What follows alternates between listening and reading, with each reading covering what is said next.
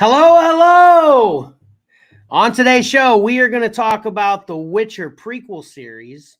Patrick's going to show us some expensive turtles, and some unbelievable cover combat finals are inbound.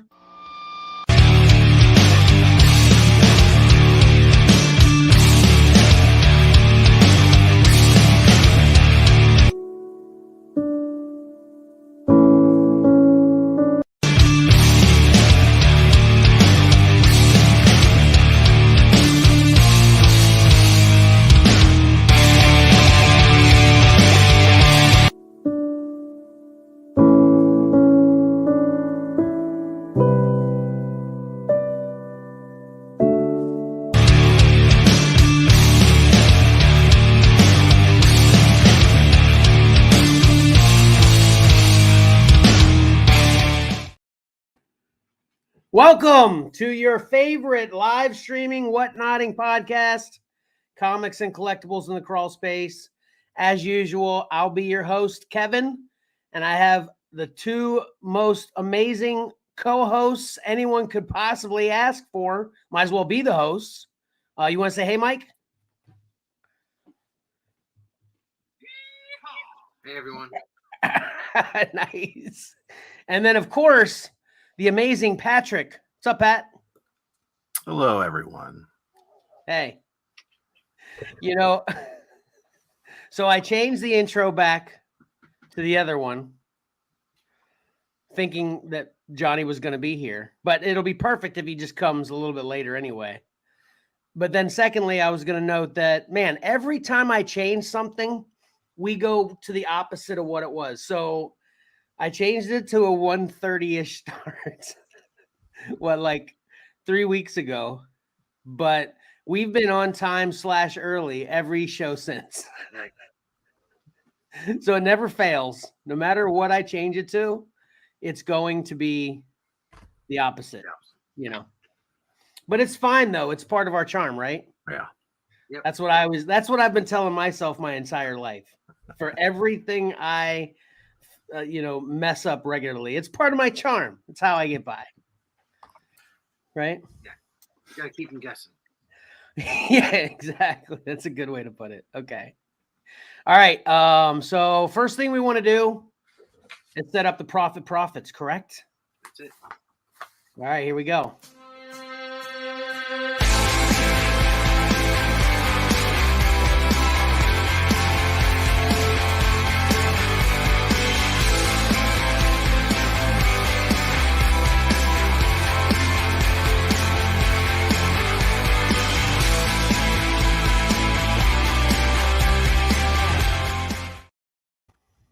It's still the Christmas girl. She hasn't given up on Christmas. She's like me. I'm still listening to the Christmas music. I don't give it up for a couple more, maybe not a couple more weeks. I still go a little bit longer, even past New Year's, listening to Christmas music. So this the Christmas profits girl is a lingerer with Christmas like me. Yeah. I just told my wife the other day that it's only 356 days till Christmas or something like that, so. Anyway, take it away, Mike. All right. Here are the covers for 10 books coming out this Wednesday, January 11th. The Xcellar Group and our families have selected our top 3 favorites. In order for you to win the Profits contest, you must choose the covers that make up our top 3. Post a comment during this live stream of the 3 covers you've selected. The cutoff time for your submission will be announced at the beginning of the Pick 3 segment. Winners will receive their choice of one book from this 10. We'll send it to you free, and we'll even cover the shipping. So head on over to the Facebook page, have a closer look, and then come back here and comment your 3 that you think we picked. This was a tough week for me to come up with 10. I was going to say this. Yeah, this was one of those weeks that y'all have mentioned on occasion, that very thing that I think I might agree with you this week. I had a hard time picking 3. Well, not a hard time. I can definitely pick what the best 3 of the 10 are, but as far as ones I actually really liked, there was only 2. Yeah. The rest are just okay. Mark had the opposite thing. He said, "Can I pick 5?" No. Oh, really? Well, that's good. That's what's so great about your lists. You know, you can never tell, who you're going to be pleasing with them and who's going to be disappointed with them, Right. So. And I wanted to point out, as we talked about before the show started too, you had that up early. You actually had that up yesterday, which Right. just the only reason I'm mentioning that is anybody who wants to participate in the profits, you can start doing your scrutinizing a little bit earlier, give you some more time to think about it, and then come to the show and comment and win your comic, right? Yeah. Yep. Right. Yeah, and they don't have to miss the show while they're deciding what to. Yeah, exactly. So, all right, and then now we are going to. Oh, hey, Mom, thanks for being here. Now we are going to do the most exciting. No, we didn't. She's got the welcome on the screen there. Hey, we got a new moderator today too. I figured we'll give a little shout out to Karen. Karen is here moderating for us, and we will do a better job of maintaining comments and responding to comments. And we even threw some sound effects, a little teaser there for you into the mix. And hopefully Karen can be our regular moderator, and we can get a little bit more of a slick show going. You know what I'm saying? Yep. Right. Yeah. All right, Mike. So we ready for this apparently unbelievable round of cover combat? Yeah, that's what everybody's here for, right? All right, let's do it. That's what everybody.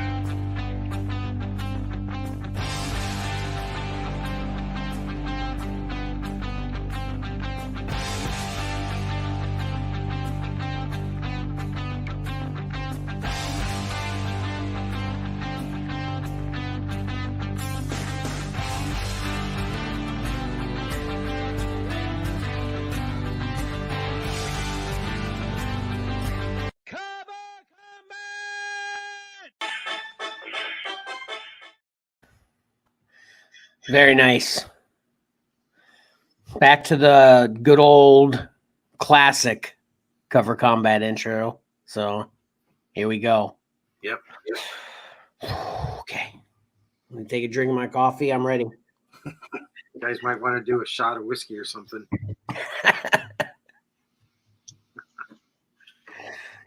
It's too early even for me on a Sunday. Too early. Yep. Yeah, I had to deal with all this yesterday. Chaos in the house as I was announcing. Actually, Mark, really? Oh, okay. Mark Yeah. no, he wanted to watch it. You get the whole experience prior to us getting it here as well on Saturday when you're doing it with your family. That sounds fun. Yeah. You get double the fun. Yeah, and then I sit with the excitement for 12, 13 hours. Right. So I'll run down. We've got 6 covers left: Black Widow 3, Star Wars 1, the Alex Ross, and then Immortal Hulk 2, and Star Wars 1. I don't recall who did that one. Patrick, do you remember? Yeah, Eddie Granoff. Okay, there we go. And then Wonder Woman 51 and Catwoman 10. 6 great covers. Yeah. And our first matchup: Black Widow 3 versus Star Wars #1. Are you guys ready? Do we want to do a drum roll now? Yeah. I don't have it.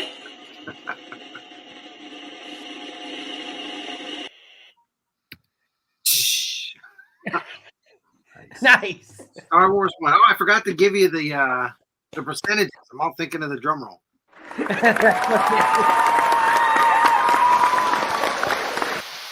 Nice. This was pretty lopsided. It was 80%. Wow, I'm a little shocked with that, but happy nonetheless.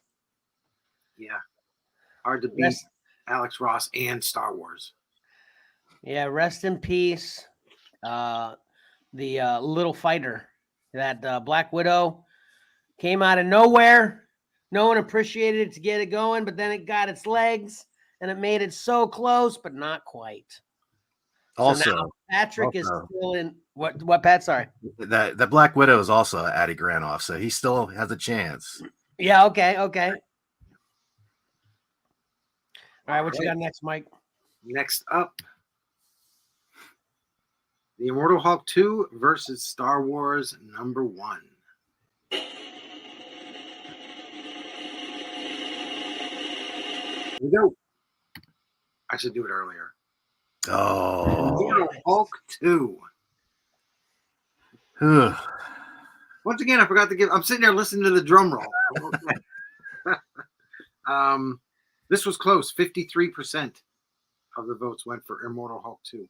Daggum. My wife didn't vote this week, I think, so I might have her to blame. Yeah. Tagger. Well, that's obviously a great cover, though. Yeah. Well, she could have complicated things for me because had she voted, and if she voted for Star Wars, it would have been a tie. No, no. 1 vote victory. Oh, you had to use your scientific method. Yeah. Which I already have one laid out for next week because we'll go over that in a minute. Okay. All right. So next, the final entry. The winner here had 53% of the vote also. Hmm. Here we go. You're nervous. Ah, man. Yep. Oh, geez. Oh, man. That's an official there, Kevin.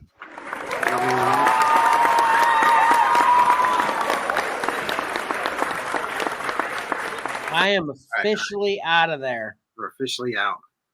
I had 2 of the last 6, and they're both just lost. Yep. Dadgummit.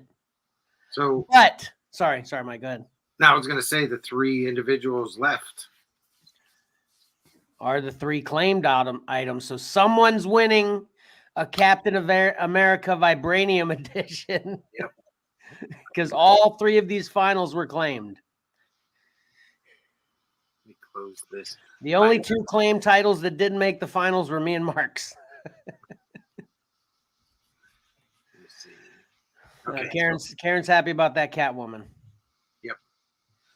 So I've got next week's matchup, the graphic for it. There we go. And so basically the way this is going to work, all 3 covers are there. You're only going to vote for 1. Everybody gets 1 vote for 1 cover. They're picking their favorite of the 3. Yeah, it's experimental. Yep. So I figured in case there's a tie, I needed to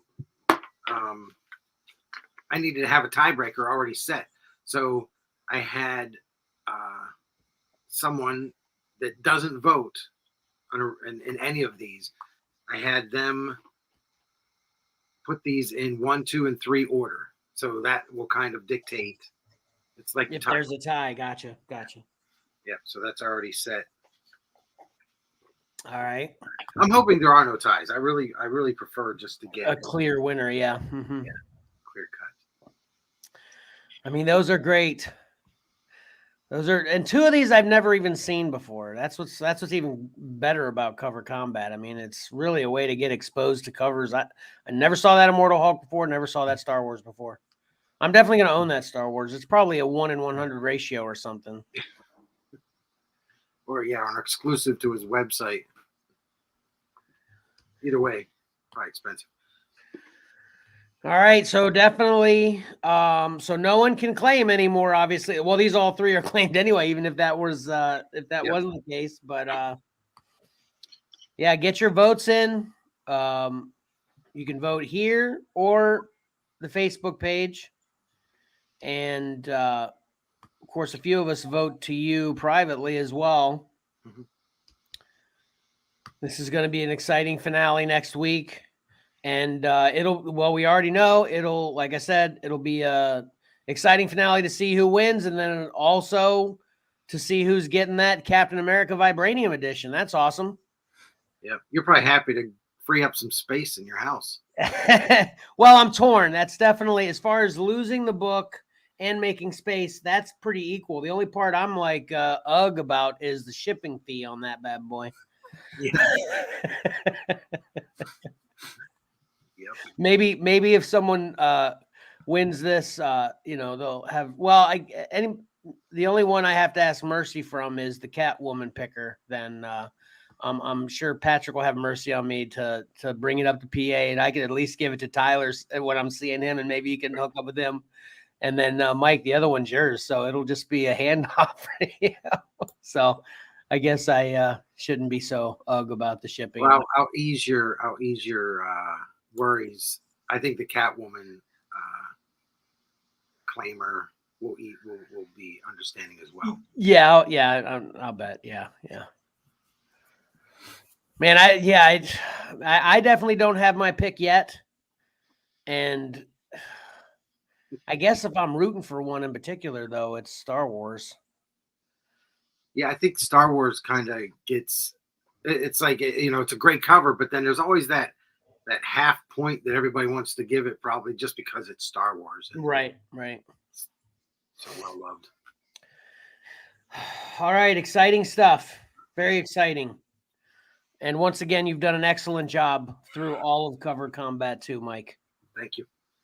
And then between, I think we'll be having Cover Combat 3 in the future, but before in the middle, in between is when I try to do. In case you didn't know. And my background here is a little tease for my next In Case You Didn't Know. Okay. That is artwork by Irv Novick from All American Men of War '89. And I promise you, when I tell you the story, you guys are going to be angry. Okay. Because I'm angry. Okay. Interesting. Yeah. Okay, so then next week, we'll reveal the finals winner, who wins the Vibranium edition, and then the following week, are you going to do In Case You Didn't Know, or next week you're going to do the In Case You Didn't Know? It'll be the following week. Okay. Yeah, next week will be Cover Combat, and then after that, when we're not doing a Cover Combat, then I'll do In Case You Didn't Know. Well, okay, how about this? Then next week, after we reveal the winner, do you want to also spin the wheel to see what the next theme for the following Cover Combat, and then that'll give us 2 weeks to pick our covers? You want to do that for next week? Yeah, I like that. That's good. All right. Yep. See how many Cover Combats we can get in 1 year. Yeah. It'll be like the Super Bowl 50, like Cover Combat 50. Yeah, it'll be like Survivor. I noted started having like 3 seasons in 1 year. We're gonna have like 8 seasons of Cover Combat in 1 year. And of course, I was thinking, and I think you may have mentioned it actually, Mike, that once we get so many Cover Combats under our belt, we can also have a Cover Combats champion Cover Combat, which will have all the winners. Yeah, I think you mentioned that. Yeah, which that'll be ridiculous. So, all right. So then we want to move into what I watched, correct? Yep. Not a lot this week. I can't exactly tell you why. I guess actually when I start telling you about the shows, I'll give a little lowdown on that. But here we go.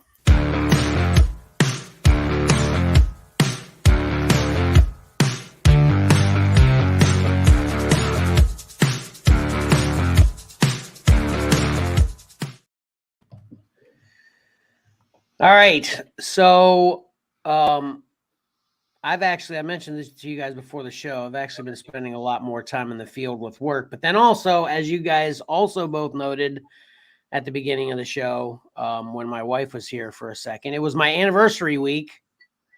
So I'm going to cheat this in, and I'm going to use this as an anniversary week special. Very happy anniversary to my wife. She's amazing. I give her much more credit for our 15 years than I take myself. And we watched this for our anniversary date night movie, Where the Crawdads Sing. I know it's not geek culture. That's what I'm saying. I'm using my anniversary to cheat this in here a little bit. And I guess I was also thinking about this too. This could qualify as geek culture because, you know, like Bookworms kind of is a geek culture kind of thing, right? And this is only a show because of how amazing the book sold, right? Yeah, it doesn't look like a romance though. We're supposed to have a romantic evening. Well, now I was getting ready to say not with my wife, but that would sound too bad. But basically what I mean by that is she's a big mystery murder, you know, fan. You know, she's the classic. She's listening to these murder podcasts and these, you know, mystery documentaries and stuff like that. That's her big favorite thing. So she just finished reading this book last week. So we decided we'd watch this movie we did our anniversary was on the 3rd, but then we always, you know, kind of have a date night the subsequent weekend.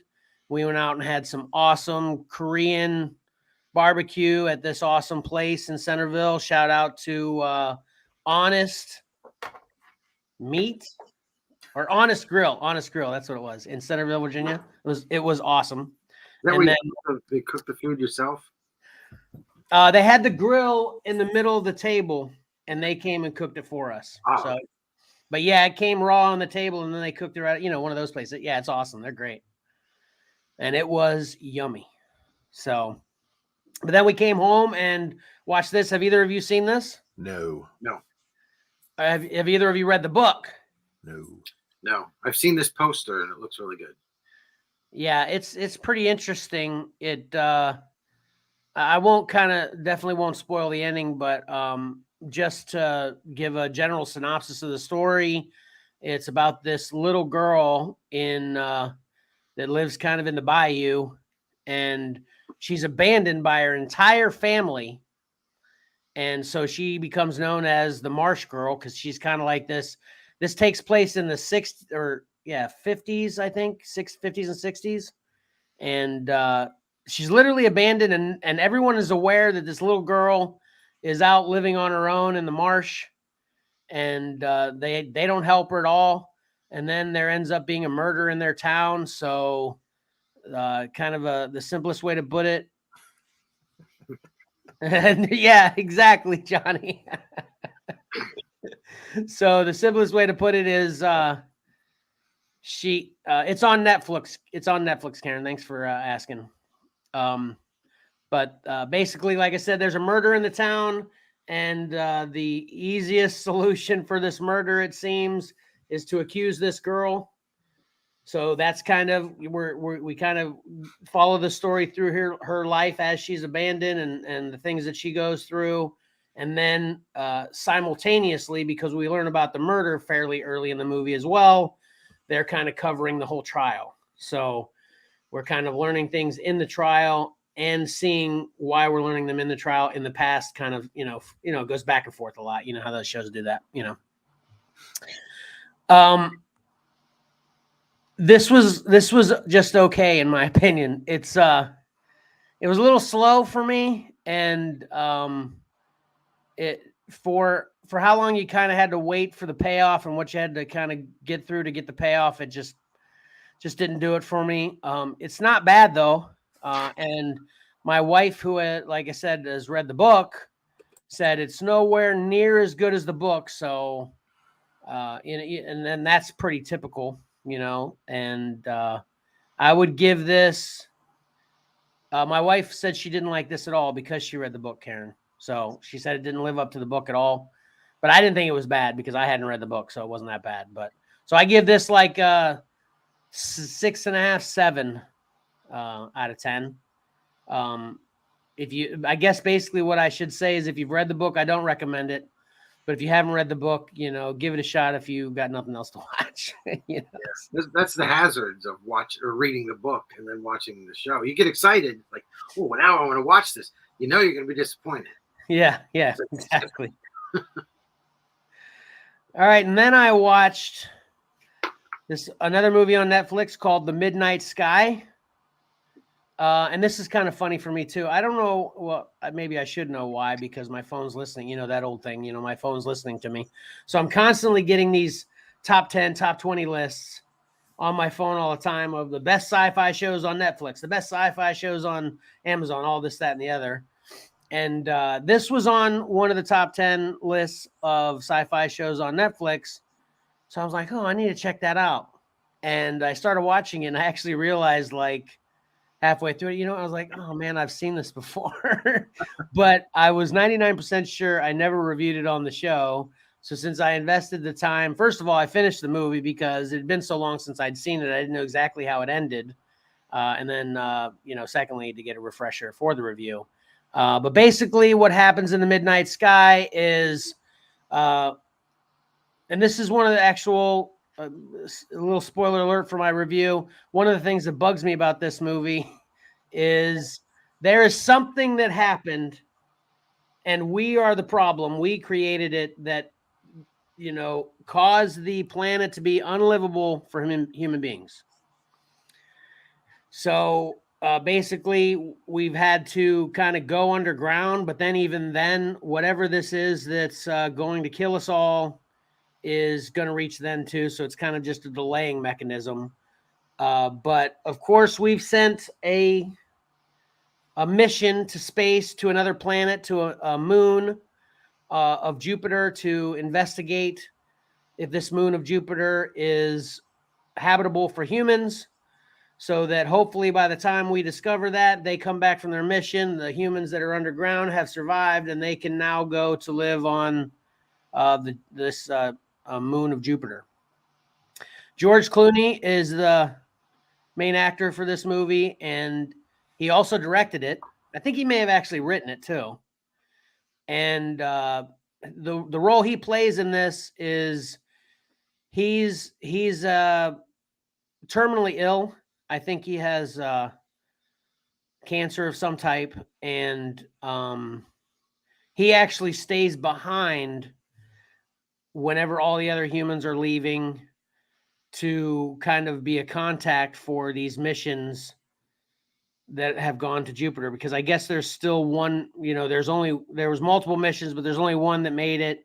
So he's kind of going to be the liaison, for lack of a better way to say it, whenever they come back to, kind of give them the information. That's kind of the original plan.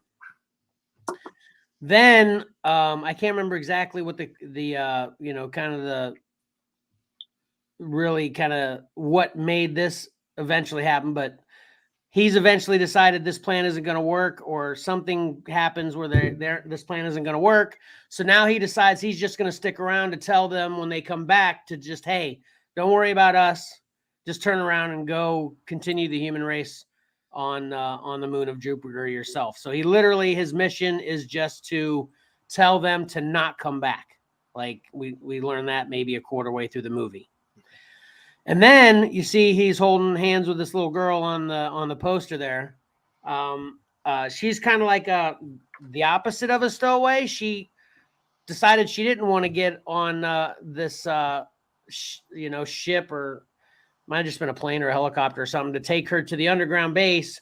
And she stayed where he is, and he's in the North Pole, and that's like the last place on Earth that's going to be affected by whatever it is that's destroyed the Earth. And she's, like I said, she stayed behind. She hid from the people escaping. I don't know why. They didn't really give us an explanation for that either. She just was scared, I guess. She didn't want to go. So, of course, when he finds her, now he's got her to deal with and worry about as well. And then to make matters worse, there's a big storm that destroys his communication where he's currently at. So then he has to actually go to a whole different base with a stronger antenna so he can communicate with this mission and this Jupiter mission sooner before it's too late, stuff like that. And this is the music in this is great. That's a big thing with this. The sound, the score is amazing. It's very compelling, partially because of the score is so great. George Clooney's a good actor, and it's very interesting and mysterious. And I remembered, as I was watching it, why I enjoyed, and I watched it till the end. But I don't know whether I've given too many hints at this point, but They drop the ball at the end of this one, in my opinion. The payoff is not there. And, I've said it many times. I don't know whether I've said it many times on this show or not, but I've definitely said it many times to you guys, my friends and family, that, man, a movie can be so awesome, but if the ending just is a stinker, the whole rest of it's a waste. I'd rather have a movie just completely suck the entire way through with a good ending rather than an amazing movie with a bad ending. You know what I'm saying? Yeah. So great possibilities. It's like, man, this is exactly. And like I said, part of it is I didn't even understand how they didn't even express or explain to us what was going on, and I guess that's what I wanted. Maybe that's part of the reason I didn't like it.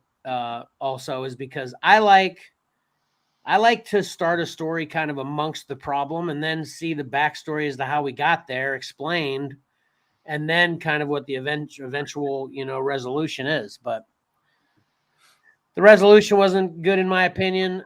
This has I won't reveal the ending on this, but the ending basically, I felt it was extremely reminiscent of too many other movies that I've seen, and that didn't help it at all either. So I give this a 5.5. with the score being as good as what you say it is. I love a good movie score. Yeah, and it can elevate the movie for me. absolutely. Have you guys been seeing those? I don't know whether it's a trend everywhere. It's just on my, Reels feed or whatever. Have you been seeing those videos of people that are posting movies with different music, and it's and the caption is basically music makes everything or something like that? And like the one I saw yesterday was it was like a Nightmare on Elm Street scene with like Titanic, pipe music. And it was so funny. It was the part in Nightmare on Elm Street. It was when he was like rubbing his claws down somebody's face, right? And I'm sure there was scary, intense music there originally, but with the Titanic music, it was like almost sensual. It was hilarious. You guys seen any of those? No. It's funny. All right, and then I watched Day Shift, which this is on Amazon, and this I think is from 2020. Are either of you familiar with this? Nope. No. So I'm sure this popped up because I reviewed before Christmas or before New Year, or actually it was before Christmas too. The Jamie Foxx Power, what's it? Yeah, Project Power. So I'm sure this is why this popped up on my list.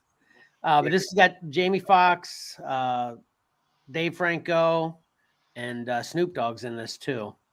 What were we gonna say, Mike? I'm sorry. Yeah, this poster wouldn't draw me in.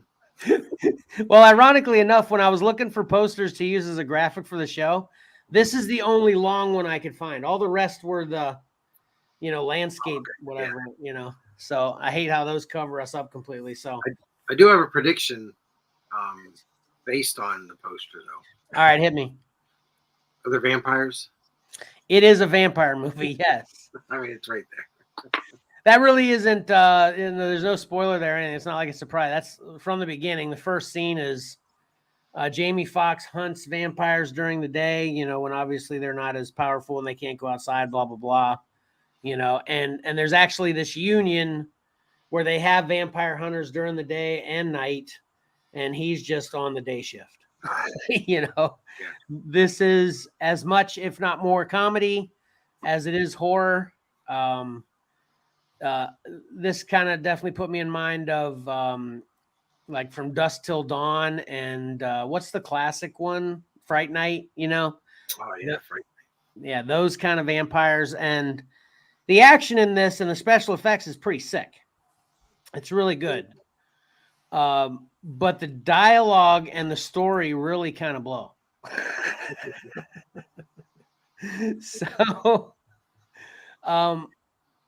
there's really, you guys can probably tell me how this ends right now, right? No. Just throw out any vampire comedy guess you can throw out. I don't know. I'm on the spot here. I'm failing. Nothing. He becomes a vampire at the end. Oh, that was good. That was good though. That's not it. But He gets to somebody join the night in shift. this picture does become a vampire though. But yeah, Karen. Yeah, he wins. Exactly. Yeah. Yeah, Johnny says he didn't like it either. Yeah. But yeah, that was good, Karen. He wins. He finds the big baddie vampire and beats the vampire and saves the day. I mean, it's like I said, there's some fight choreography and some action in this that's pretty cool. But overall, this is not very good. I'd give this like a 5 as well. So, and there's some inconsistencies too. And how do you guys feel about that? Like, if a movie's just ridiculous on its face, and it has these inconsistencies, do you like even care, or does that still bug you? It depends for me. I don't know. It's weird. Pat? Yeah, I'm not sure how to answer that. I mean, Okay. Well, I'm going to tell you this right now. So, Johnny gives it a 2. I have an answer when you're done. Okay, Mike, go. You got one. It depends on how much I'm liking the movie. If I'm liking the movie a lot, Okay. then my tolerances are greater. If I'm not liking the movie, it's just one more box I'm going to check. Right. Another reason I don't like it. Yes. Okay, that's a good way to put it. Okay, that's Because I'll tell you this one right here. Dave Franco, he's got that neck brace on to protect him from getting bit, but it's also he becomes a vampire, and Jamie Foxx cuts his head off, and he's able to put his head back on and heal and live, right? All the other vampires he kills in the movie, guess how he kills them? Cuts their head off. Exactly. So they can all put their heads back on and heal? Apparently. But we all know you got to put a stake through their heart. Yeah. Yeah, this movie's I give it a 2. I like Johnny. That's being generous. Yeah, that's not proper vampire killing procedure. You're right, Karen. Maybe no, you'd think the day shift would be like that's the money shift. That's what you want. That's where seniority gets the day shift. Well, what's happening here is the vampire right in there in the middle in the pink dress. She's the lead vampire, and she's invented this sunscreen that vampires can wear so they can go out in the sun. Of course. And she's also a realtor, so she's trying to buy up all of LA and sell only to vampires. That's the thing. So it's silly. To Alaska where it's dark for 30 days. Yeah, that's safe. Oh, you mean for the vampire? Yeah, that's what they should do. Exactly.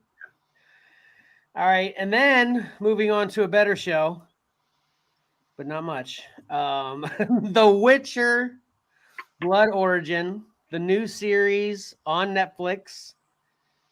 This is a prequel to Henry Cavill's The Witcher. You guys both saw that, right? No. Yes. You didn't see that one, Pat? No, I was never a fan of the video games, so it never really enticed me to watch the show. Oh, gotcha. Well, I recommend the Henry Cavill Witcher show, especially season 1. Season 2 isn't quite as good to me, but season 1 I definitely recommend. You should check that out. So anyway, this The Witcher Blood Origin takes place, I guess, 100 years or so prior to the events in the Witcher show that we've already seen. I guess there's a 3rd season for the Witcher show coming too. But this kind of lets us know how we got Witchers to begin with, and then also why we need Witchers, because the whole concept with the Witcher series is there's these super bad butt people that have to actually have power because there's extremely deadly monsters and all kinds of deadly creatures of enormous size and abilities running the earth, not to mention like sorcerers and wizards and stuff. So basically they got to have kind of the saviors of the earth are these Witchers. And like I said, this show explains how Witchers came to be and how the planet came to be what it is to where we need Witchers. I was actually excited to watch this because I love, I think I've said this a bunch of times and on the show. I love a good backstory. I love to learn why things are the way they are, especially in things that I love at a later date. Overall, this is kind of like where the crawdads sing for me. It's not bad in my opinion. I've seen this is getting a lot of hate too because there's a lot of modern day PC woke culture kind of things in this show. But I don't know if you can watch anything new and relevant without that being the case anymore. So that, I'm kind of over that. And this is receiving a lot of hate for that, but even for what it had, even in general, it's fine, whatever. It doesn't bother me. But this isn't really done that well. The special effects are good. And the kind of the overall, when we get to the end and we have our explanations, I think this is only like 6 episodes. This is like a short series too. It's like 4 or 6 episodes. I can't remember exactly, but anyway, once we kind of get to the end, it's fine. I really, that's the best part I liked about this, but kind of how we get there, it's just not really good. I think I might be wrong, but I think some of the backlash over this is I don't think this is based on anything as far as the books written and the video game stuff. It's just made up stuff. Okay. I think this is all new. And that might be one of the things that Henry Cavill was having a problem with was source material, being faithful to that. So that might be why this is not sitting well with you is, it's not based on anything. Well, I don't know anything about the Witcher series in general, so I didn't know it wasn't based on anything, and I wouldn't know if it was either. So you're saying it's kind of like the complaint that everybody has with the Lord of the Rings, where they just got the licensing, so they just made up a bunch of stuff from the past to get to where they are, kind of stuff. Yeah. Yeah. Whereas the Witcher season 1 and season 2 are based on the books. Yeah. Which I don't know any of the lore as well. Yeah. But I think some of the complaints with this is it's not based on any of the books, any of the video games, any of the comics, anything that's already been, written and kind of fleshed out. So. Gotcha. Well, like I said, it's okay though. It's not as bad as I've heard some people feel, in my opinion. I give this like a 6. I guess maybe from what we're saying, if you're a Witcher fan, maybe you shouldn't watch it. But if you aren't a Witcher fan, just like with where the crawdads sing, check it out if you got some extra time, because it definitely looks cool and there's some cool fights. But yeah, the rest of it kind of falls flat too. So, all right, but like I said, it was a kind of a small week for me. I should say 3 weeks since it's been, but obviously the holidays consume better things than sitting down and watching a show and a movie. So, right. So I'm going to get back on it this week. I'm actually going to get into the Bad Batch season 2 came out. So you guys want to watch that with me? I still have to finish the first season. Okay. That's actually what I have to do too. I have to finish the first season, which I think I got like 2 or 3 episodes. I didn't even finish that, and then get into Bad Batch season 2. Yeah, I will tag on to what Kevin watched with a quick watch real quick here, because I know we're trying to keep it short, but little quick backstory.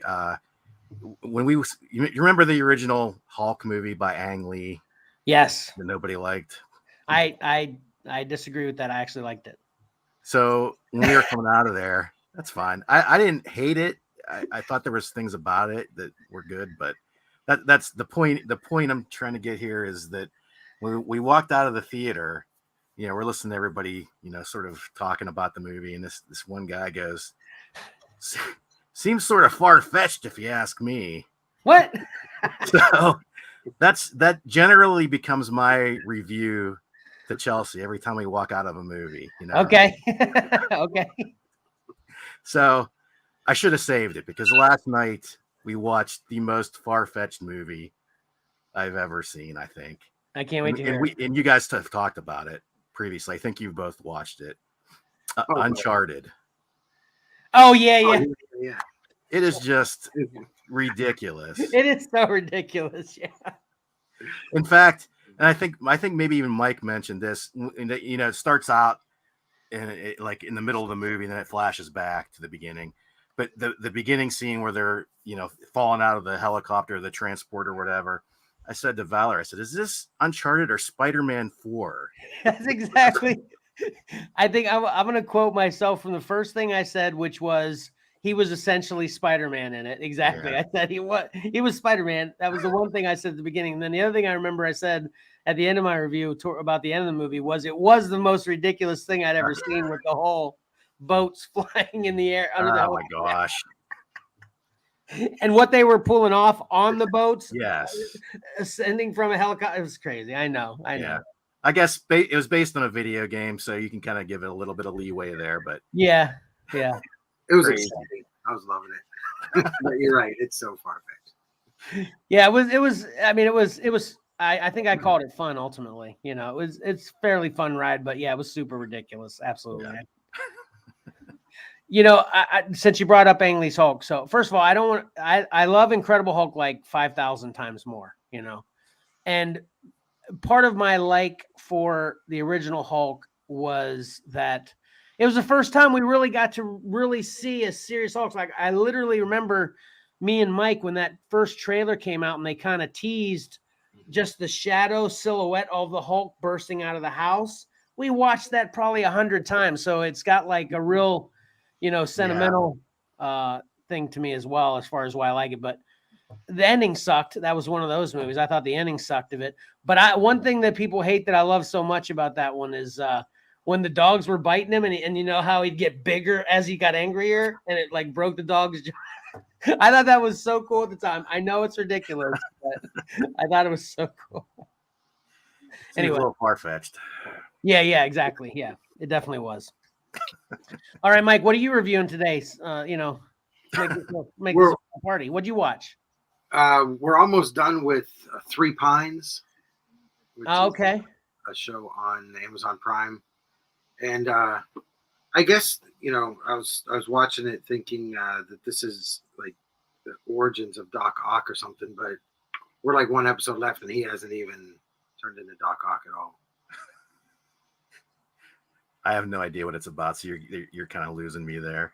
I can't remember the actor's name that played Doc Ock in Spider-Man. Yeah, who's in it? He's Alfred Molina. Yeah, he's a detective in it. Okay. That's what drew me to it first, and that's based on your books too, isn't it? Isn't that your book series too?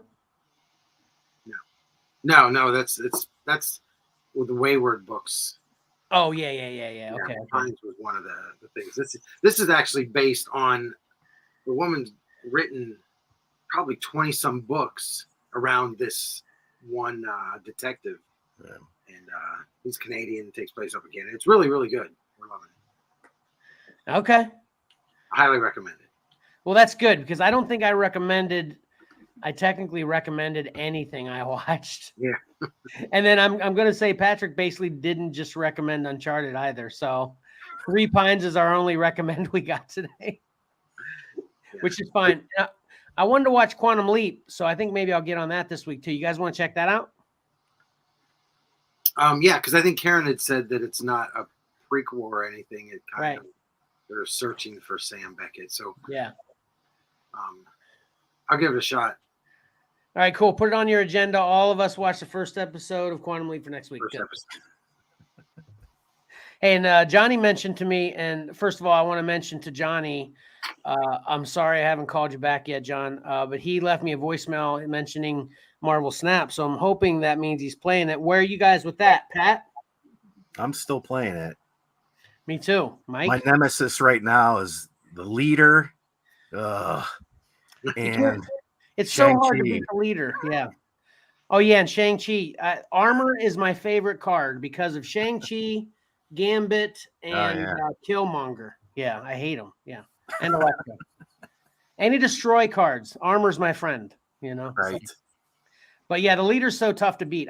Arrow is my strategy for beating the leader because basically all he does is create another arrow in the same spot as him, which pulls pulls everybody into that section. So it's a good strategy in my opinion. If you have Arrow, put Arrow in your deck if you hate the leader. So Who's Arrow?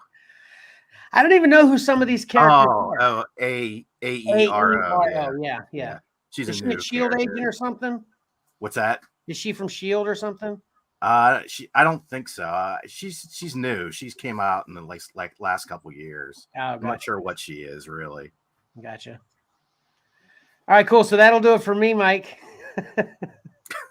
Sorry, as we go along in the show, we're trying to make sure it's expedited today. So That's all right. We're doing good. okay, good. Okay. All right, so then we move into your segment, right? Yeah. All right, awesome. Let's see it.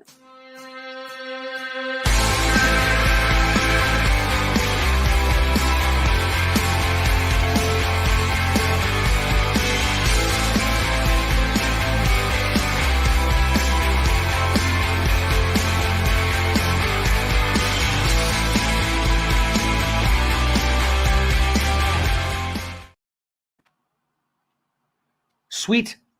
All right. It's time for pick 3, which means that the profits window is closed, doors closed, stores closed.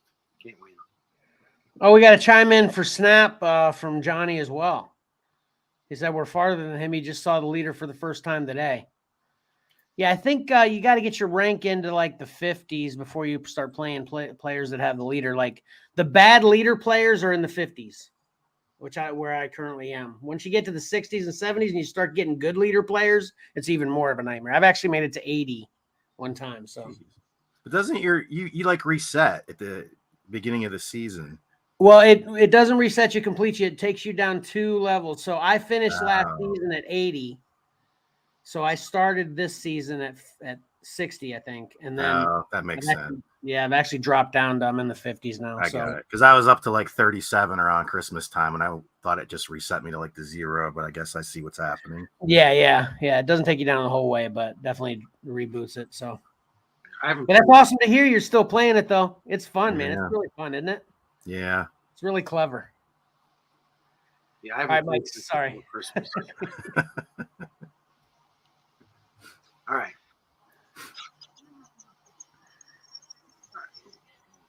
All right. So the pick 3 this week we have Flash 790 by Tavern Clark, Daredevil 7, Marco Cicchetto, Darth Vader 30, Raza, Miles Morales Spider-Man 2, Dyke Brown, and Spawn Unwanted Violence #1, Michael Damundo, Batman Adventures Continues 1, Kevin Nolan, Moon Knight, the Demonized cover for 19, Lucio Perillo, Batman Urban Legends 23, Cully Hamner, Avengers War Across Time #1, Alan Davis, and Wolverine 29, Adi Granov.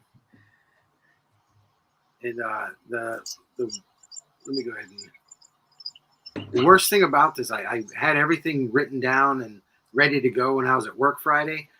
I left work, I got home, and realized I left the list on my desk. I hate that. It was a half an hour drive, and I just said, I can remember all of them. And I remembered 8 of them. Oh. Hey, Johnny's got a question for Patrick there, Pat. Yeah, I'm Hellboy PI, not Patrick. It's on Snap, So that's your actual screen name, Johnny? So that's good to know, too. Well, obviously, if I saw that, I'd probably think that, but I'm Rakira Fett on Snap as well. I'm Rakira Fett on everything. So. I was going to say, because I played a Kevin last night, and I was like, No, yeah, I'm Rakira Fett. Yep. You're probably too high up to fight me. Yeah, I think it keeps you in the same 10 zone. So there's definitely a big difference when I'm fighting people when I'm in the lower 50s, and I always get up to the higher 50s, and then they get tougher, and I keep dropping. It's hard. I think 50s and 60s. Like I had an easier time getting from 70 to 80 than I did from 50 to 60. It's like I don't know why exactly. But anyway, Mike. Sorry, we keep hijacking your segment. Yeah, the Marvel Snap segment just takes place during the entire show. Well, I wouldn't say you're a dork, but I would say that's ill-advised. You need to come up with. It should be your name should be like what's your Transformer boy there? Yeah, Megatron. Megatron or something. John. All right, we ready? Megatron John. Okay, that's good. One more thing about Snap. Just kidding. Go ahead, Mike. Get moving. All right, there's the winners. All right, Mike, go. Yeah, I think I'm on a delay. All right. So anyway, like I was saying, I could only remember 8, so I picked 2 additional ones. I can't wait till tomorrow. I get to work and see which ones off. Because the 2 that I picked additional, one got 3 votes and one got 1, so they weren't real great. Okay. But I was glad that I put one of them on there. I actually voted for one of the ones. Okay. So anyway, first up in 3rd place. Hey, Mike, I want to interrupt you that Mike or Johnny is saying sorry for interrupting you. I appreciate it, Johnny. All right, continue. Okay, 3rd place.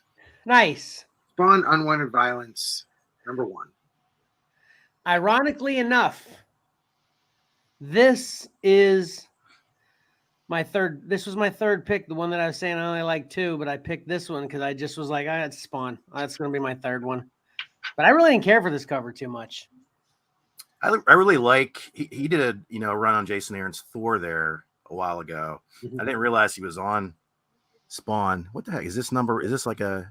This is a one shot, I think. Oh, okay, Yeah, it's a 1 shot. Yeah, I might pick this up because I like his artwork and I think it looks cool here with Spawn because he uses a lot of those reds and greens and I think it looks pretty cool on the cover at least. Yeah, when this is, I imagine when we're holding the book, this is going to look fantastic because small thumbnails of this, it's kind of there's a lot going on. It's hard to see, but when you make it larger, you go, wow, it really draws you in.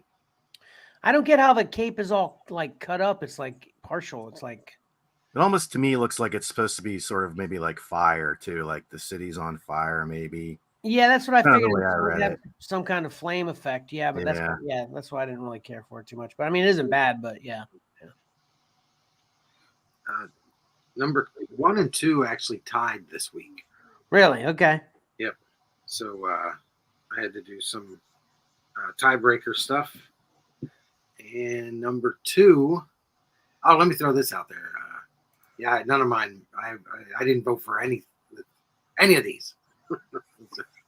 Garen, this is actually Mike's pick 3 favorite covers. Just to let you know. There you go. Number 2, Moon Knight. All right, boom. This is one of the 2 I voted for. This one's pretty hot. This one's the one that I knew immediately as soon as I saw it. I was going to vote for this. Wow, it took me. I went through, all the releases a few times before I added this one. Yeah, I really like this one. What do you think, Pat? I was sort of on the fence. It was one of my near finalists, but ultimately I didn't vote for it. I think this guy's doing a good job on these Moon Knight covers, though. Yeah. Yeah, it looks cool. The face. I mean, a little demonized face there looked just too jumbled for me. Can't see what's going on too well. All right, and tied. These 2 covers tied, so I guess go either way. But the tiebreaker put this one at number 1. Vader, number 30. This was not my number 1. Nope. Mine either. What about you, Pat? It was not in my top 3. So I don't know. I don't know if it's the red and the black and the lightsaber that kind of captured everyone's eyes or not, but wasn't a fan of this one. Yeah, I just don't like. He's obviously going to take them out with one slice. I mean, this is one of them's literally jumping on his lightsaber. That's, she is getting ready to. 2 of them are getting ready to be kebab immediately. I don't know. Anyway. Well, I'm going to put them all back up again. Here's Okay. So the last two I added were the last two in the thing: the Avengers War Across Time and Wolverine. Okay. That Avengers War Across Time, when I put it up there and then I actually looked at it, it was my favorite cover. I loved that cover. Really? Pretty good. Yeah. Yeah, I voted for it. Yep. Yeah, there were only 3 of us that did. On the other hand, that Adi Granov Wolverine, I cannot stand. I'm a big fan of Adi Granov, but the face, it just looks almost like Mad Magazine-y. I'm glad we completely agree on that one. Absolutely. I hated that. Yeah. Yeah, I didn't like it either. But the 3 smartest people in the room were Patrick, Marcus, and myself. We voted for Avengers War Across Time. Yeah. So I guess I'll just come out with I hated that one. So I didn't like that one at all. The Avengers one? Yeah, I don't like it at all. It just looks so classic to me. Yeah, it's a good classic cover. Yep. Yeah, it looks like a modern age book trying to be classic-y and fails, in my opinion. Yeah.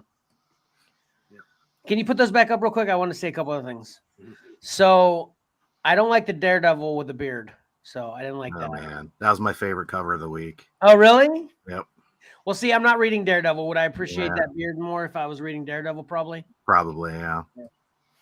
And then I actually love the Spider-Man cover, but I couldn't do it because he's upside down.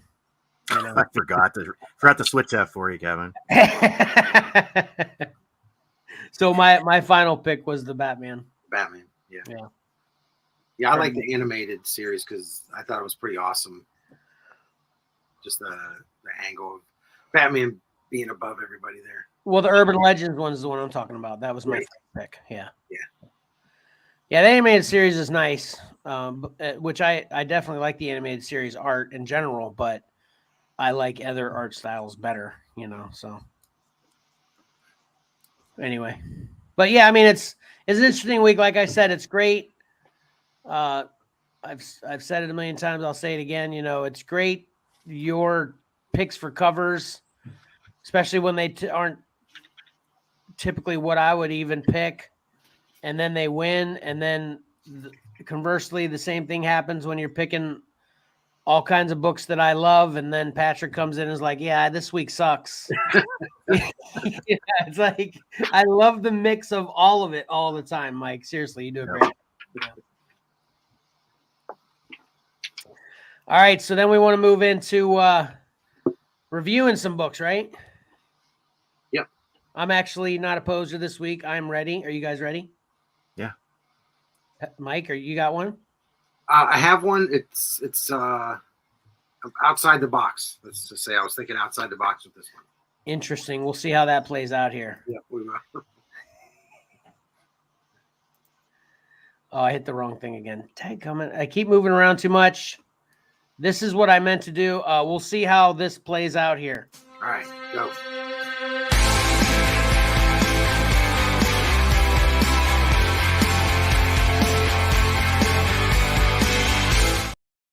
That's not what I meant to do either. Jeez, oh man.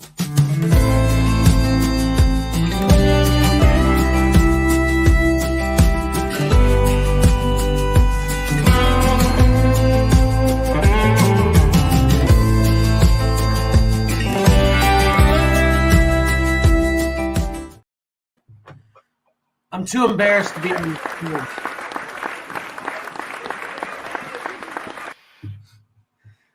I'm too embarrassed to be on the screen now. So that's fine. I screwed that up. Sorry, guys. All right, well, you're first anyway. Oh, daggone. All right, I read 2 books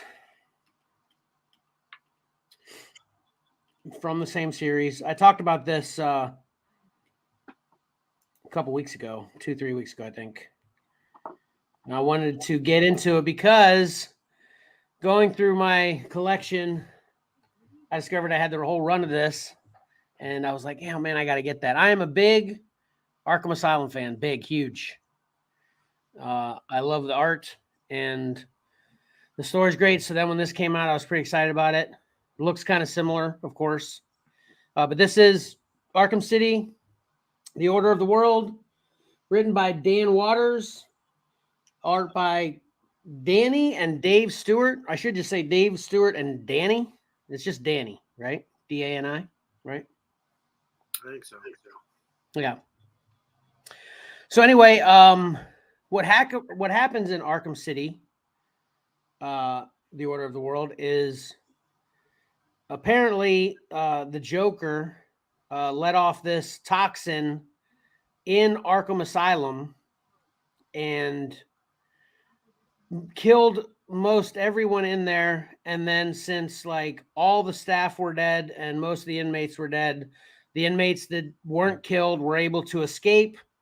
So now there's Arkham Asylum inmates kind of running the city freely, and of course, causing all kinds of havoc. And interestingly enough, Batman is MIA in this book. At least I read number 1 and number 2, and the focus villains. Actually, number 1's a key. There's a new character named Jocasta Joy. She is a psychiatrist that's been dealing with these inmates. So the police are, of course, using her familiarity with the inmates to help track them down. And of course, she's torn as a therapist because, as these therapist stories always go, they care about their patients as much as they do what the patients, do that are bad. They're torn whether they want to help the police or just help their patients be better. And basically that's kind of like the gist of the entire story. So in issue 1, that's kind of what I just said. They explain all that vividly. A couple baddies that we encounter are this guy on the cover of number 2, 10 finger or 10-eye, the 10-eyed man. He can actually see through all 10 of his fingers, but he's actually blind. Are you guys familiar with this villain? No. Yeah, and he, as well as Mad Hatter, is in this, and a guy named Double X. Never even heard of him before either. But like I said, the art in this is very reminiscent and similar to the art style from Arkham Asylum. Do you guys remember who the artist was for Arkham Asylum? I thought it was Bill Sienkiewicz. Pat? You talking like the 80s Arkham Asylum? Yeah. The original hardcover one-shot Arkham Asylum, right? I'm not sure. Is it Dave McKean, maybe? I'll look it up. But anyway, obviously this is not the artist, from Arkham Asylum, but I think they intentionally, I shouldn't say intentionally, but it's very reminiscent of the art style from Arkham Asylum. So I can't help but think it's intentional. And these covers are great too. All 6 of them. This one's a Matina variant. And as you can probably tell from the cover of number 1, also who the hero is in this series. And he's on the cover of number 1, but he didn't actually show up until issue 2, and that's Azrael. Azrael is actually the hero that shows up kind of halfway through issue 2.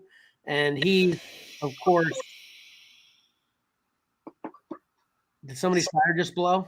What just happened?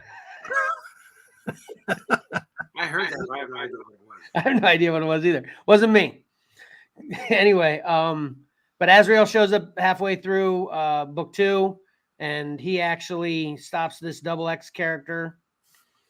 And then he's on a mission, and he's actually speaking with God in issue 2. And I guess his next mission that God gives him is to actually stop Jocasta Joy, because he, I guess, gets his information from God that she is actually assisting the bad guys in eluding the police rather than actually help. She's pretending she's helping them while also helping the bad guys elude the police. So It's mayhem all over Gotham, but that's what they're calling Gotham Arkham City because the ten-eyed man is actually dubbed the Gotham the Arkham City because he's noticed. So yeah, we did hear that, Mom. We don't know what it was, but anyway, he's noticed so many similarities between Gotham City as a whole and Arkham Asylum was in general.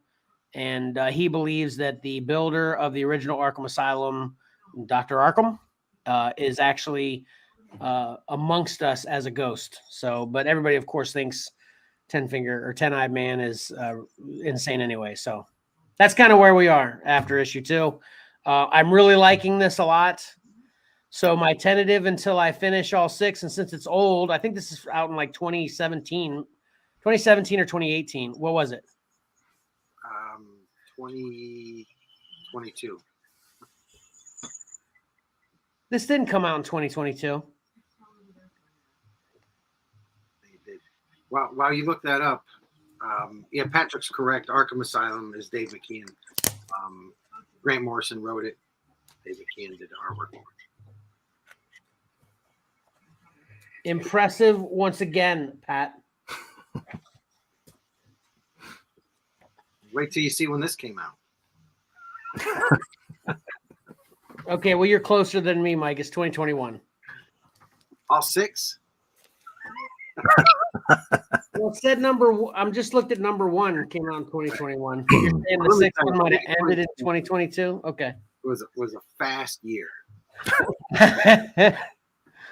All right. Well, anyway, the only reason I was bringing up the year anyway, obviously with this being old, is no rush to get these. I wouldn't recommend anyone actually gets any of them until I get through all 6, which I'm going to. I'll do 3 and 4 next week, and then 5 and 6 the subsequent week, and then I'll have a review for the entire thing. But to let everybody know, I'm enjoying it as of now a lot. So that's all I got for that. I'm glad you're saying that it's good because I already have them. Yeah, so once I give you my final verdict, you can know where you need to put it on the priority list. Yeah, if I need to read it. Yeah. Oh, looks like I'm next. You are next, Mike. All right. Okay. We've been off for like 3 weeks. I didn't read a single comic book. I know. The poser of the week is?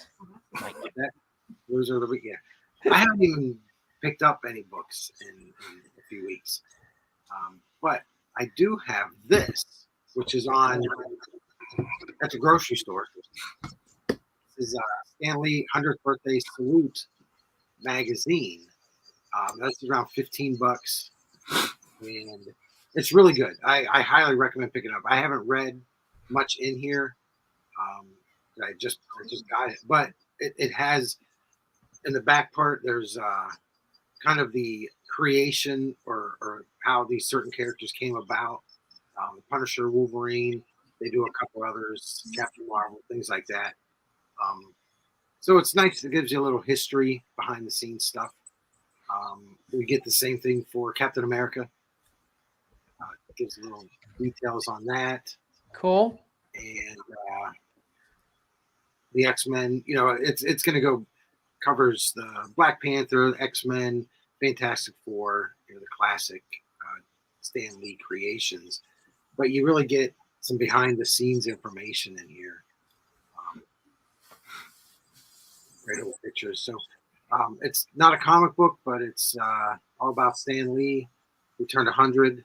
And, he would have turned 100. He would have turned 100. I do recommend getting this. If you can swing the $15, it is a lot for a magazine. Man, all magazines are expensive these days. Yeah. They are.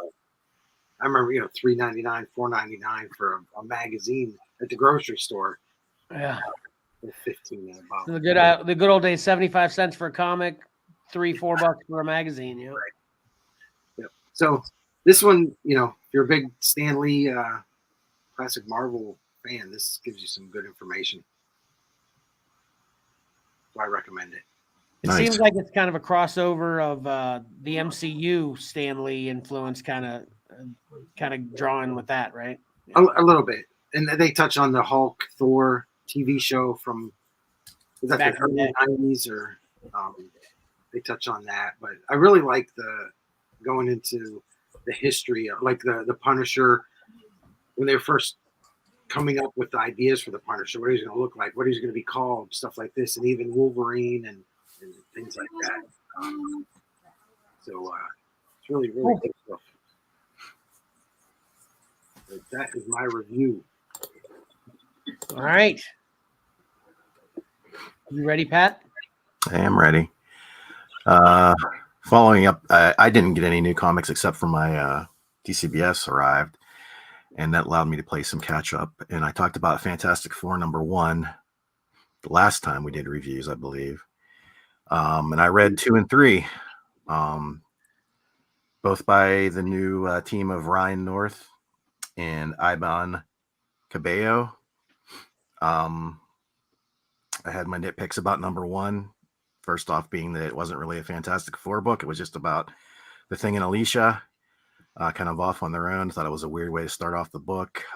We talked about the incident that happened in New York that they left to be a mystery. They kind of just showed a picture on the last page of like a crater in New York. Well, in the recap page, you find out that it was actually the Baxter Building was destroyed somehow, and the surrounding area around the Baxter Building was destroyed. In issue 2 and 3, they tell you that in the recap page. #2 is focused on Reed and Sue. Again, they're kind of separate. It's narrated. They use a narration technique where Sue is writing a letter to She-Hulk, sort of updating on her where things stand. And, Reed is looked as an outcast because of this incident in New York. But the main thrust of this story is they're in they back that up too a little bit. What they tell you in the recap that they're trying to find Ben and Alicia. I don't know why that's so difficult. They don't really explain that. But that's what Reed and Sue are up to. They're trying to find Ben and Alicia, and they're in another small town, or a smallish town, and they come to find a woman that works at a diner, and she is being protected by Doombots. That's kind of where you get this cover coming from. Apparently, this woman was nice to Victor Von Doom at one point in her life. So Victor set up a set of Doombots to always protect her and look out for her.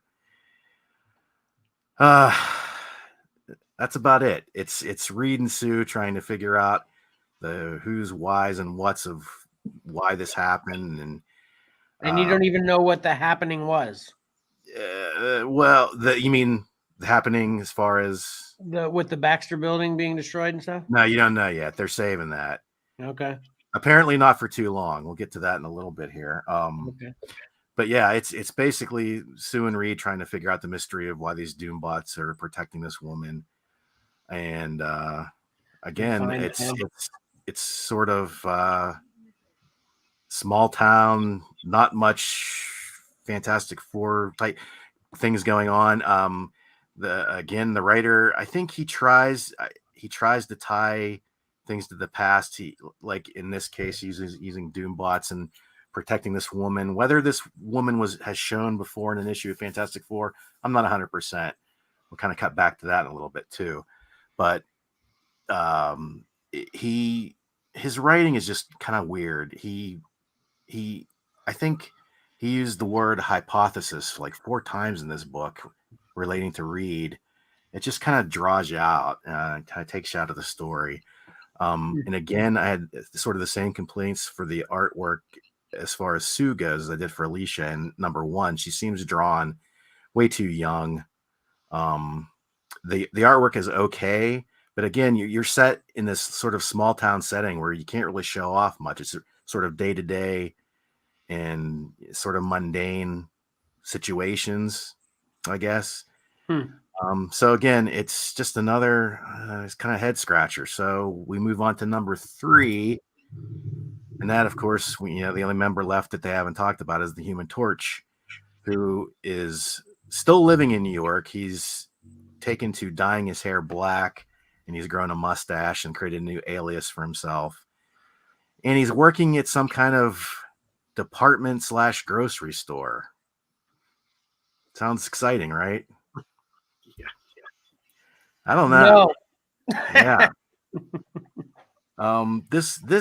This whole issue is about Johnny trying to fit in and trying, he's in New York. They sort of make it seem like it's a Walmart, but yet at one point there's a like cold storage locker, like meat locker that they're into, and I'm like, I don't know. But basically,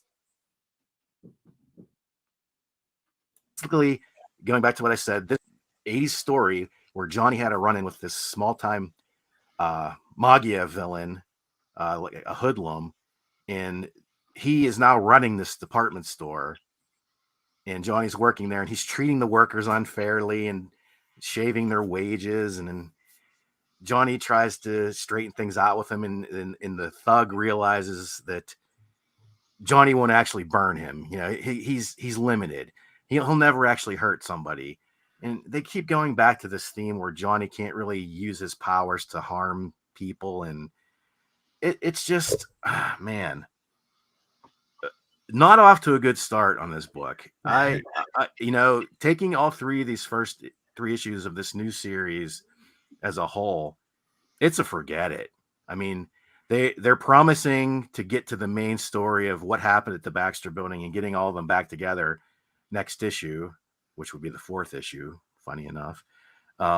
Yeah. But this, to me, is a poor way to grab new readers starting out at a new number one. I don't get it. Are you going to try it? Are you going to try number 4? Well, yeah, I still have. It's coming. It's on its way. Yes. Yeah, I'm definitely of the wait and see to see how things go once they get back together, and this mystery, which really isn't that exciting at this point. You don't really care a lot about what really happened. But yeah, what this reminds me of? Yeah, the Scarlet Vision or whatever, that series, how the first 2 or 3 episodes I think maybe you liked them too, right, Pat? Actually, yeah, I did. Yeah, but I didn't. Because of how it was so different, it had nothing to do with anything as far as I was concerned. I didn't really care about it. And maybe they tease the future better than it sounds like this comic does. But maybe it's one of those situations where once you get to 4 or 5, it'll all kind of make more sense. WandaVision, that's what it is. Thanks, Karen. Yeah, I'll give WandaVision a lot more credit. They had a plan. It was Scarlet Witch sort of repressing things and trying to make a perfect life for herself. You don't think there's anything that this could possibly be doing later? Yeah, this is just compartmentalizing the different characters off by themselves and sort of teasing this mystery. And even if the mystery pays off, these first 3 issues is kind of like they're still gonna suck. Yeah. So it doesn't seem like Ryan North's a very good superhero writer.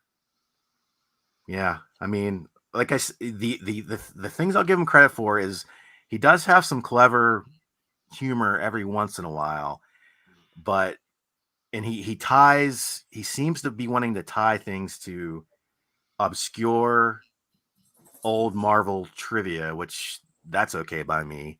But his just overall writing style, and that the one weird thing about that too is they've gone with the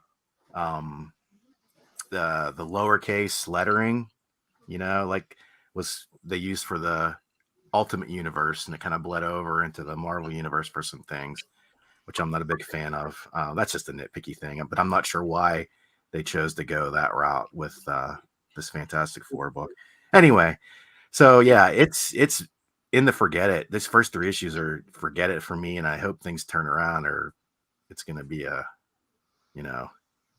hard pass pretty soon. Wow. Do you think you're a big fan of the Fantastic Four? Yeah. Do you think that even if the writing doesn't improve, you'll still get them just because out of habit to continue with the current Fantastic Four?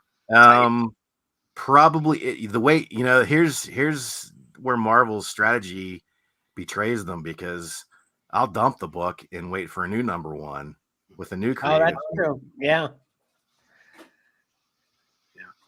Yeah, because you don't have that long run to continue. You do, but you don't, because they do have the legacy numbering. But at this point, If it has nothing to do with it, though, who cares having it? They Yeah. make it easier. That's So, yeah. interesting with that number 3 cover being the Human Torch, obviously flamed on. You're saying he doesn't flame on at all in the entire issue? No, he does. Oh, he does? Oh, okay. Yeah, but the shady character tries to use that against Johnny because he's saying he'll never use his power to really hurt somebody. So there's nothing he can really do, you know. Oh, gotcha. It's just, you know, I don't know. Nice Alex Ross covers though. Yeah. Yeah, those off and pin them up. Yeah, that don't judge a book by its cover works in the opposite direction sometimes too. Yeah. Right.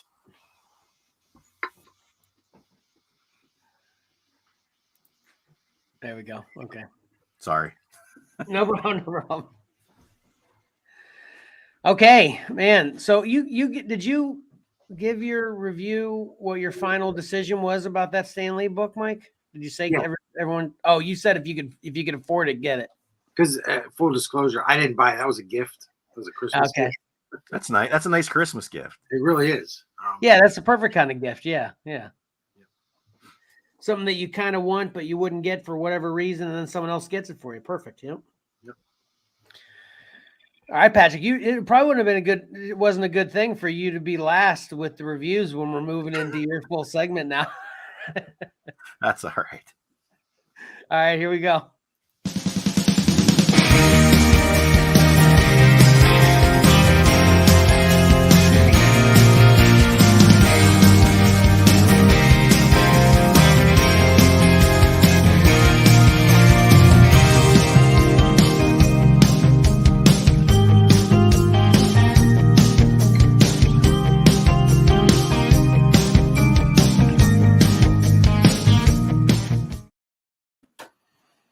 All right, sweet. All right. Not a lot going on this week. But I feel like I often sort of don't give DC and Todd McFarlane enough exposure. He announced this wave of DC multiverse figures.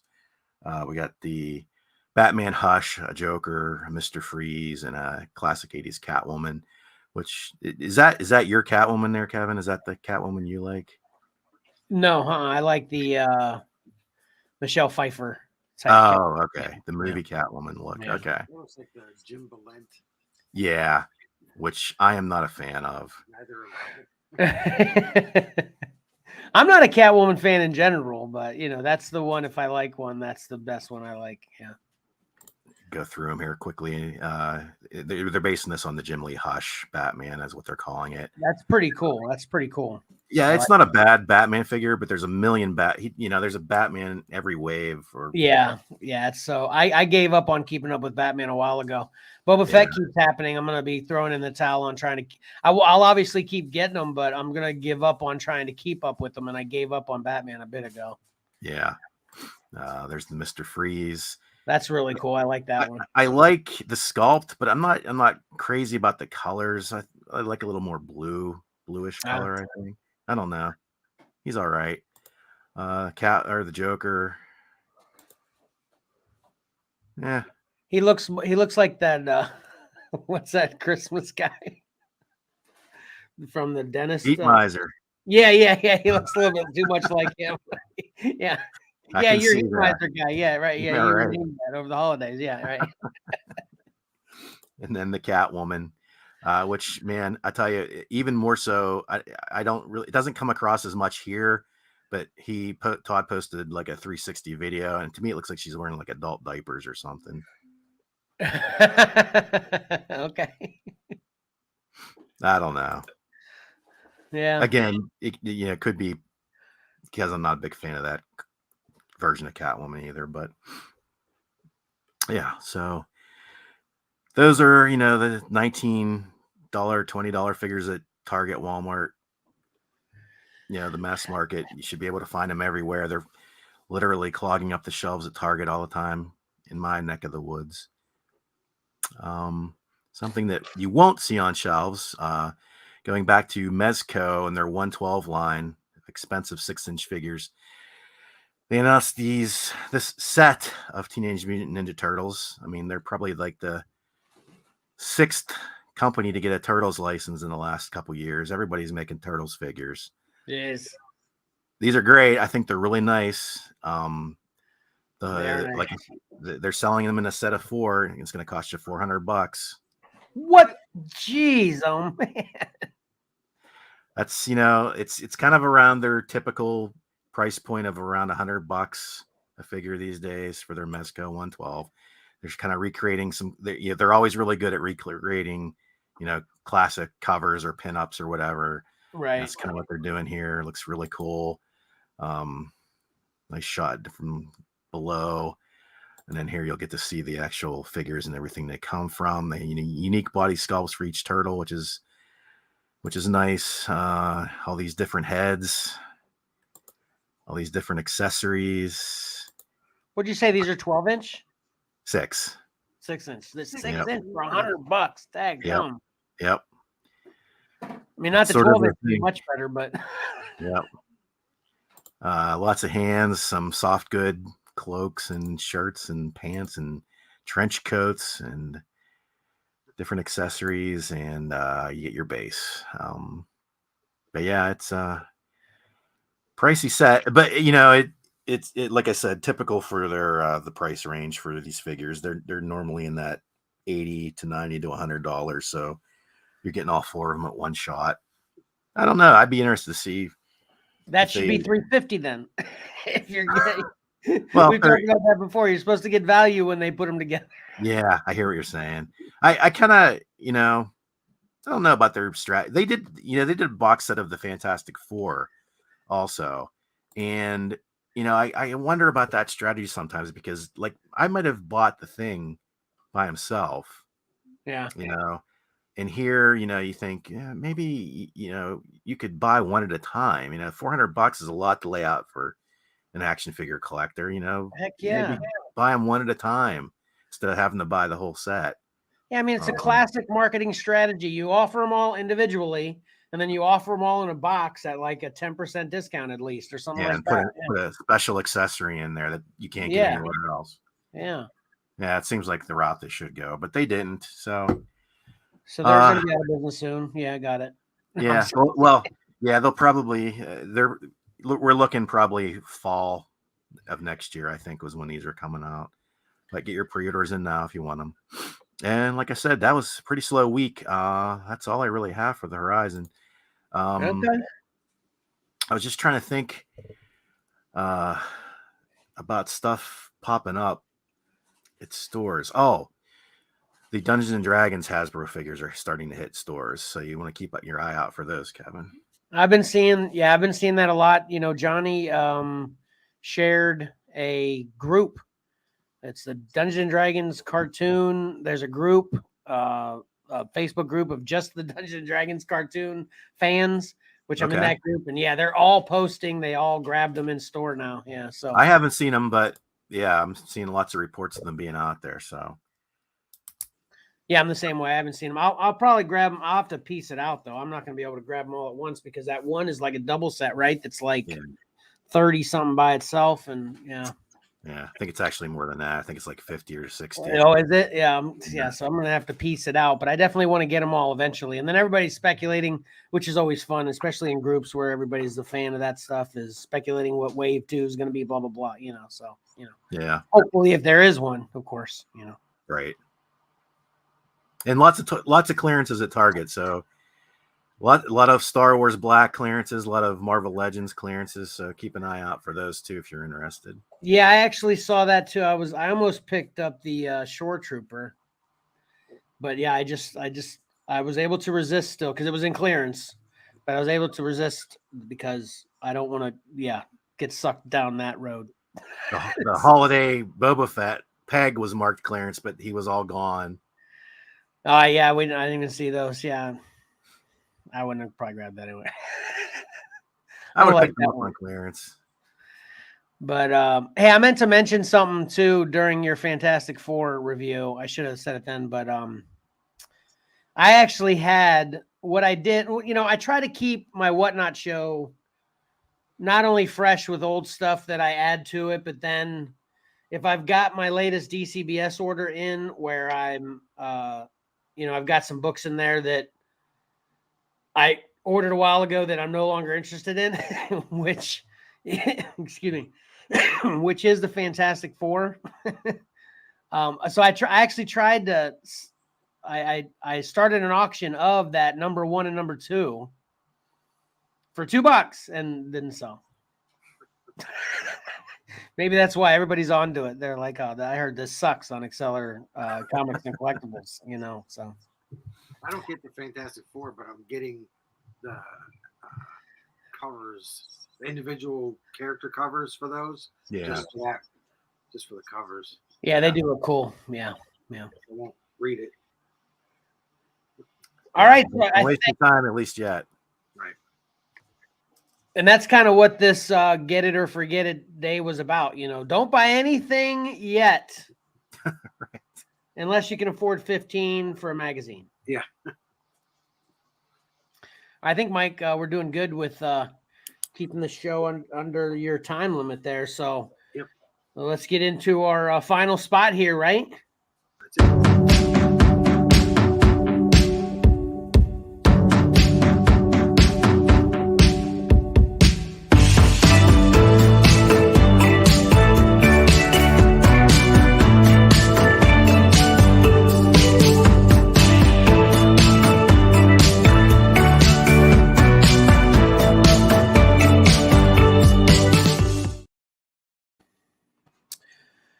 All right, I guess I'm first. A bad ending will ruin a good movie. Yeah, it's the last thing you see, last thing you remember. Since this is Johnny's recap, I'm going to actually reiterate something he said earlier in today's show. Books without pictures are not worth your time. Yeah, right. Pat? Interrupting is bad, but it's good to hear from Johnny. Yeah. So Star Wars isn't quite enough to get to the finals by itself, but Star Wars with Alex Ross apparently is. This is also on the interrupting thing. You should play Snap. What'd you say? This is on the interrupting. I know, it was a joke. Yeah, Where's my crickets? Where's my crickets? Yeah, I got it as I started to explain it. Okay. There you go. A lot of crickets. What's better, crickets directly or crickets on delay? I don't know. Directly, because the delay, then I'm thinking there's no interruption coming, but they interrupt you. That was another joke that fell flat, apparently. Crickets? Yeah. Let me just get this out. So, Snap's a pretty addicting game. Yes. And it will interrupt your day as much as it interrupts the pick 3 segment. Nice. Yeah, this is true. Facts. Some movies are far-fetched. True. Man, these are good. They're recaps. They're good. They're quality and they're facts for sure. So I don't even know if I have another one. Villains are bad and they're even worse when they're escaped. That's what I got. All right. Fantastic Four, not so fantastic. No.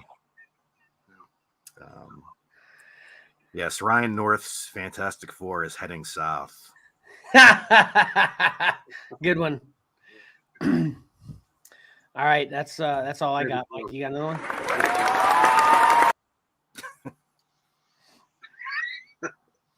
Knock, knock. Who's there? Interrupting Cal. Interrupting Cal.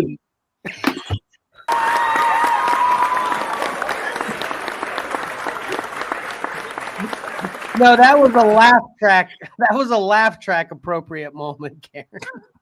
And a cheer. All right, that's all Pat, you got one to close us out, Pat? No, that was it. Thanks, Karen. All right.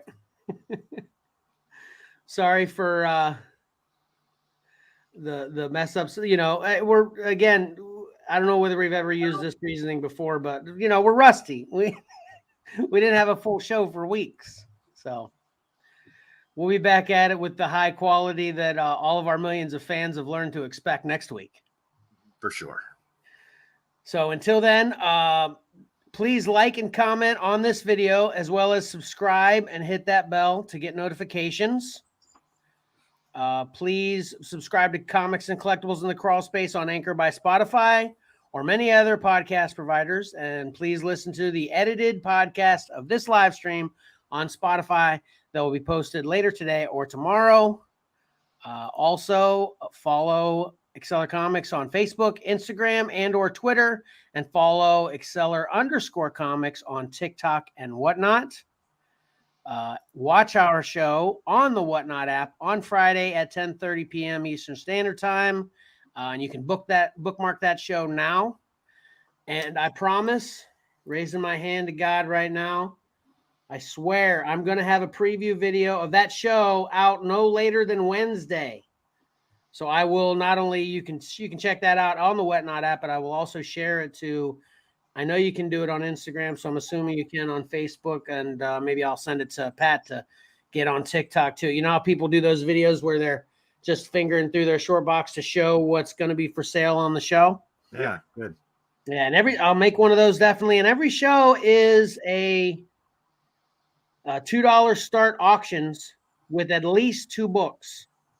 Oh, actually, no, I do have a couple that are just 1 book, but most of them are 2, 1 or 2 1s, and then I even had a couple 3s, and I think I did 1 4 book, so 50 cents a book last week as well. And we didn't do too bad. We had a few people that were in the chat quite a bit too, so it was a lot of fun. Karen was there too. Appreciate it, Karen. All right, and then also check out what we have to offer on eBay at Xcellar_comics and XcellarComics.com. And then lastly, watch our live stream next week, which will include the finals of Cover Combat 2, Sunday, 1:30 p.m.-ish Eastern Standard Time, which probably means it'll be earlier. But then since I just said that, it'll be later. Who knows what's going to happen at this point? But definitely get your votes in for Cover Combat 2. Only 3 books stand. And next week we'll reveal the champ of those 3 books.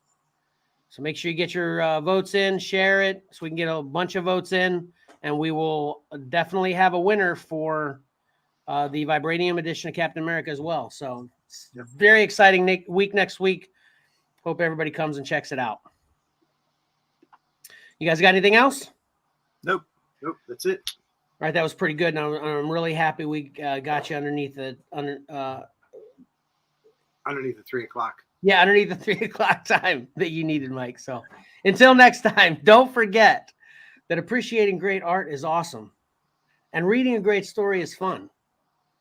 So why not pick up a comic book and do both? Xcellar out.